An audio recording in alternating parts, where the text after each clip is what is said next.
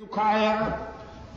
باپ بھی بیٹے کو تانا دے کر معاف کرتا ہے، لیکن رب العالمین اپنے خطا کار بندے کو تانا بھی نہیں دیتا، معاف کر دیتا ہے۔ نعرہ تکبیر۔ حدیث قدسی رحمت عالم صلی اللہ علیہ وسلم نے فرمایا، میرا رب کہتا ہے جب کوئی بوڑھا گناہگار شرمندہ ہو کر میرے در پہ آئے، وہ بوڑھا جس کی جوانی چونچلوں میں گزری، جس کا شباب علل تللو میں گزرا، نشہ تھا شباب کا، ترنگ تھی جوانی کی، دولت کی مستی تھی، برادری اور پارٹی کا غرور تھا، رگوں میں گرم گرم خون کی روانی تھی، دولت کی فراوانی تھی، ساری زندگی بغاوت میں گزار دی، ایک بار بھی میرے در پہ سجدہ ریز نہیں ہوا، نامہ اعمال میں ایک بھی سجدہ نہیں،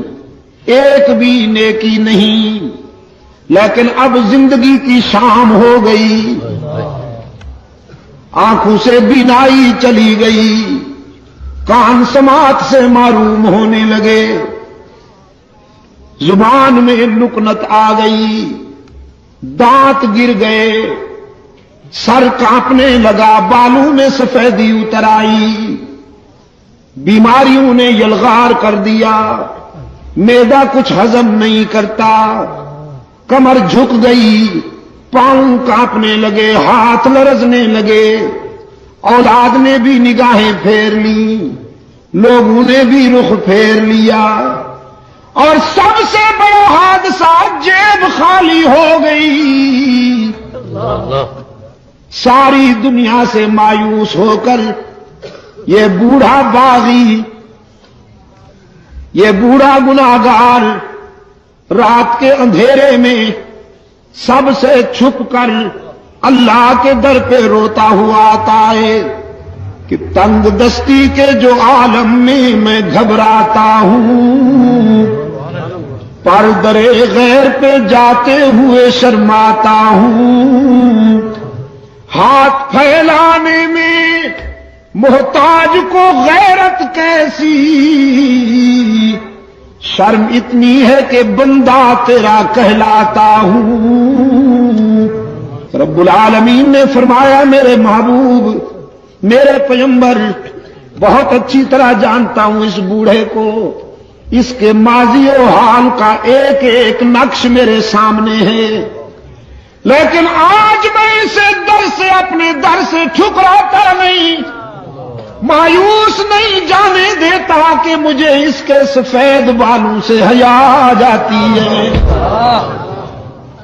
کہ اگر میں بھی اسے ٹھکرا دوں تو کہاں جائے گا، یہ بھول گیا میں کیوں ٹھکراؤں۔ ہاں بیٹا، چھوٹا سا بچہ اگر اپنے گھر سے ہٹ کر کسی دوسرے کے گھر پہ جا کے مانگے، پڑوس کے دروازے پہ کھڑے ہو کر مانگنے لگے، تو پھر ماں یہ تو نہیں کہتی کہ جاؤ اسی گھر میں رہو،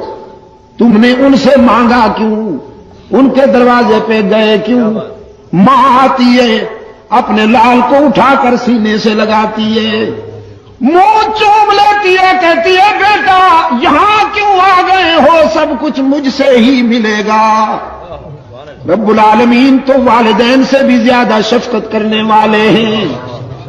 والدین بھی اپنی اولاد پر اتنی شفقت نہیں کر سکتے جتنا محمد کا خدا اپنے بندوں پہ شفیق اور رحیم ہے۔ بغیر کچھ لیے سب کچھ دینے والا کون؟